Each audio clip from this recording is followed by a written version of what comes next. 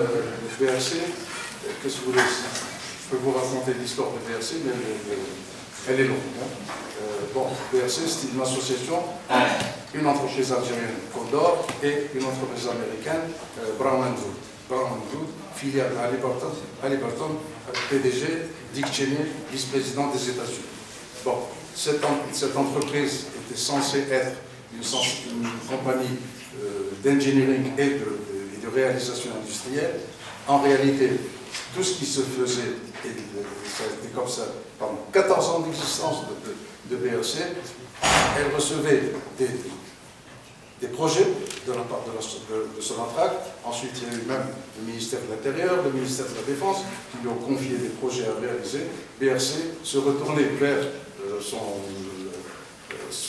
son actionnaire majeur, à savoir Brown & Wood, et c'est Brown & Wood qui traitait le dossier, moyennant des surfacturations allant jusqu'à 600 et 700%, et pendant ce temps-là, l'Algérie n'a absolument rien gagné, même pas la formation d'ingénieurs de cellules pour ce qui est des réalisations industrielles. Tant et si bien que le scandale est devenu tellement grave, et puis il y a eu un tas de magouilles à l'intérieur de BRC. On a fait commander par BRC pour les besoins de l'armée ce que l'on a appelé les mallettes de commandement. Ces mallettes de commandement étant des sortes d'ordinateurs super sophistiqués dans une mallette, et ces mallettes étaient distribuées uniquement aux officiers supérieurs de l'ANP, donc tous les généraux-majors, etc., avaient leurs mallettes, et c'est comme ça qu'ils communiquaient entre eux, et que tous les secrets de l'armée algérienne se trouvaient à l'intérieur de ces mallettes, et évidemment, avant de les envoyer depuis les États-Unis, les Américains s'étaient arrangés pour mettre des petites puces là où il faut, et ils avaient de ce fait-là tous les renseignements et tous les secrets de l'armée algérienne étaient connus des Américains. Et il a fallu que ce soit les Russes qui attirent l'attention des Algériens et qui leur disent « Faites gaffe, voilà ce que vous ont fait les Américains ». Et à ce moment-là, on a soi-disant enquêté, et qui on a envoyé en prison le directeur général de BRC, un ingénieur qui n'a rien à voir avec l'armée. C'est certainement pas lui qui a commandé ces mallettes. Bon, certes, c'est lui qui a dû signer la commande officielle passée aux États-Unis, mais c'est l'armée qui lui a demandé de passer ces commandes, et il a été emprisonné pour intelligence avec l'ennemi. C'est vous dire, bon, ça signifie tout simplement que derrière, il y avait un clan, quelque part, des gens au sein de l'armée qui ont gagné quelque chose. C'est pas pour rien qu'on fait des choses comme ça. Les histoires de surfacturation, là, il y a toute la mafia qui tourne, et autour du DRS, et autour du président de la République qui a participé au festin, et quand les deux clans, parce que malheureusement c'est toujours comme ça que ça s'est passé, quand et le DRS et Bouteflika se sont retrouvés mêlés jusque-là dans cette affaire, les frères Bouteflika, les deux, et l'avocat et Saïd étaient dans cette affaire. Alors là aussi, il y a eu une sorte de cessez-le-feu. Allez hop, on oublie les mallettes de commandement, vous oubliez les commissions qui ont été passées, et en 24 heures, Bouteflika a dissous l'entreprise. En vertu de quel pouvoir? Il est président de la République? Oui, mais ça c'est une entreprise privée. Il y a un conseil d'administration, il y a des administrateurs, et seul le conseil d'administration et les actionnaires de cette société peuvent décider de la maintenir ou de la dissoudre. Non, c'est le président de la République qui a dissous la compagnie parce que ça devenait trop dangereux pour l'ensemble du système. Bon, ça c'est très rapidement l'histoire de BRC, mais elle est beaucoup plus longue, et pour ceux qui ont lu mon livre ou qui comptent le lire, vous y trouverez toute l'histoire qui est racontée là-dedans. Alors, maintenant, en ce qui concerne l'opposition DRS présidente, et Bouteflika est-il celui qui domine ou celui qui veut? J'ai bien indiqué dans ma présentation qu'il y a eu toute une campagne médiatique qui a imputé à la présidence les problèmes qui se sont créés vis-à-vis du DRS. Et j'ai bien indiqué qu'en réalité, ce n'était pas la présidence qui était derrière cela, mais bien un autre plan de l'armée. Donc là, pour la première fois, on n'avait pas une opposition directe entre l'armée, entre le DRS et la présidence, mais plutôt à l'intérieur de l'armée elle-même, il y avait une opposition. Donc, du côté de la présidence, bon, ben, évidemment, c'est lui qui décide dans ces cas-là, ben, il avait à choisir ou s'allier avec Toufik ou s'allier avec le Gaïd Salah. Et évidemment, avec Toufik, ils ne peuvent pas se sentir, et que Saïd Bouteflika, tout ce dont il rêve, c'est d'éliminer Toufik. Bon, il s'est accroché à votre wagon, c'est tout. C'est comme ça que les choses se sont passées. Donc là, actuellement, c'est ça la situation. Et d'ailleurs, j'ai dit dans ma conclusion qu'on risquait, après ce cessez-le-feu qui va être levé probablement après le 17 avril, que l'on risquait d'entrer dans une phase de guerre civile entre deux plans de l'armée. Je l'ai bien dit dans ma présentation.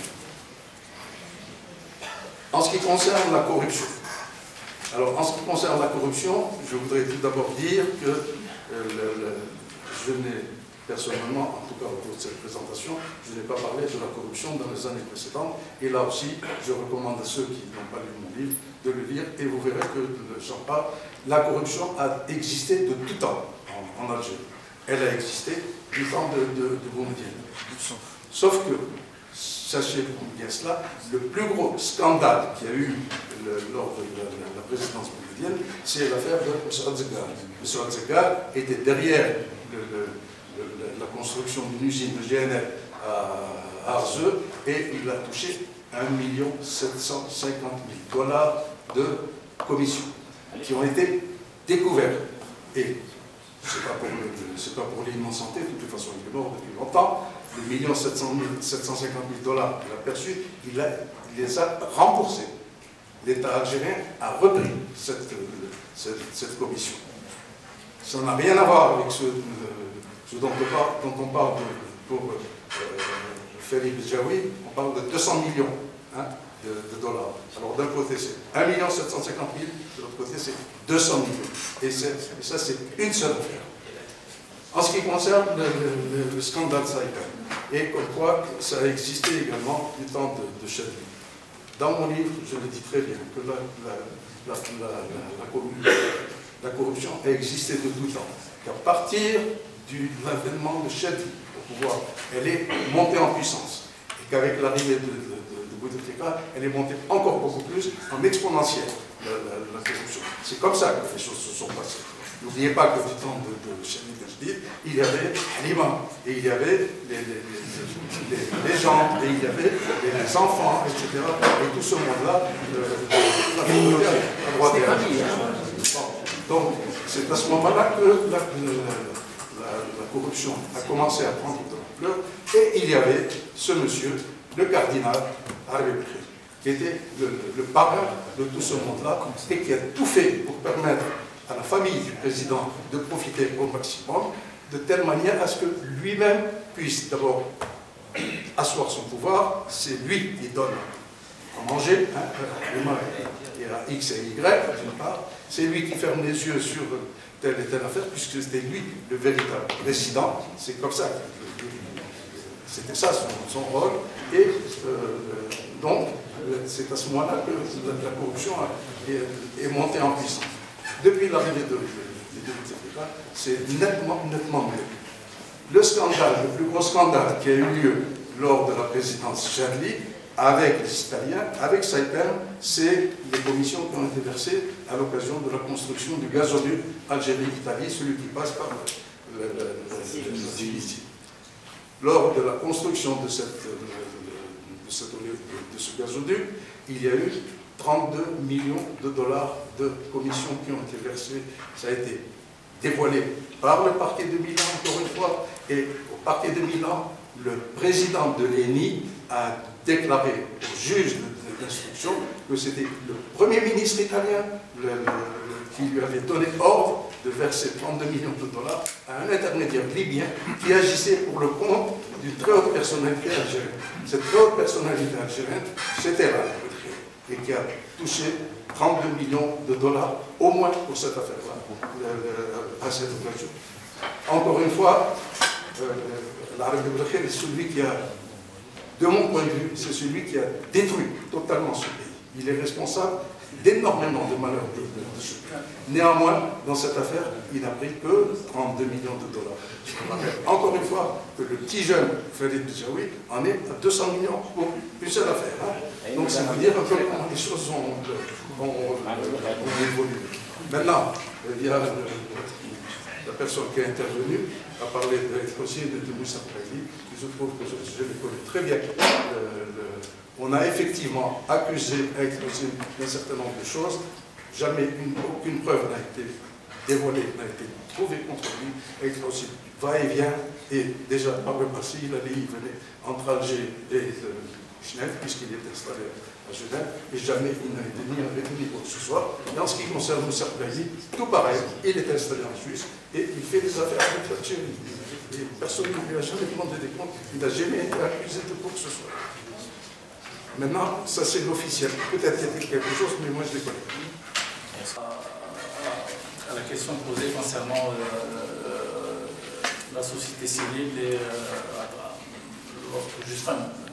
comment dire, on a mentionné tout à l'heure, un intervenant a mentionné le cas de Barakat et le fait aussi que les syndicats autonomes n'auraient que des revendications corporatistes.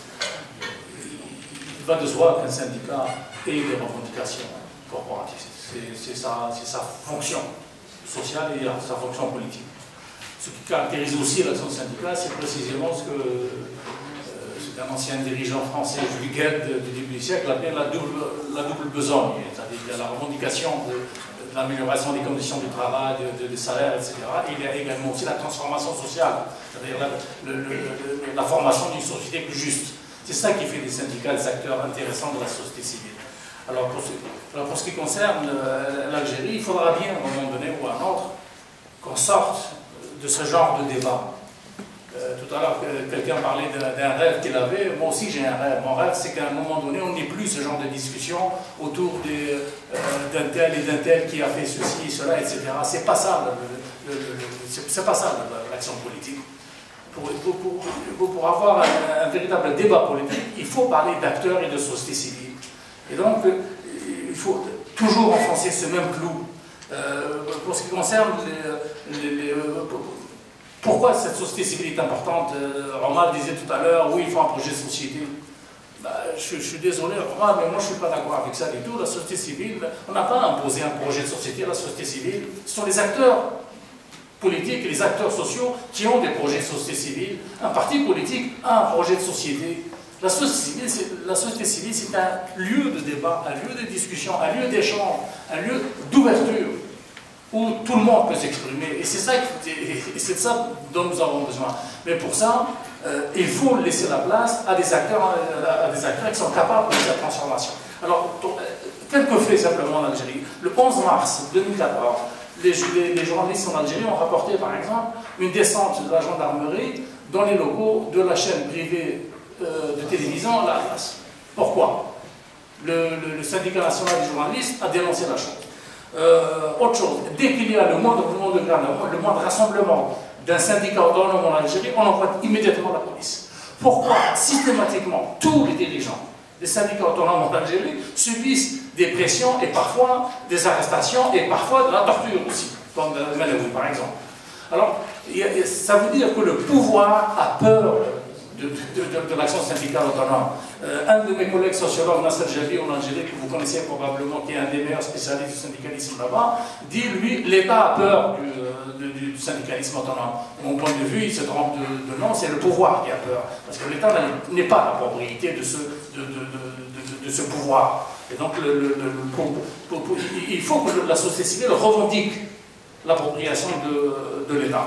Troisième fait, c'est le désert syndical en Algérie.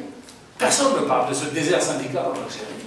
les 9/10 du secteur public, économique et privé en Algérie ne sont pas syndiqués. C'est une hérésie actuellement dans ce début de millénaire.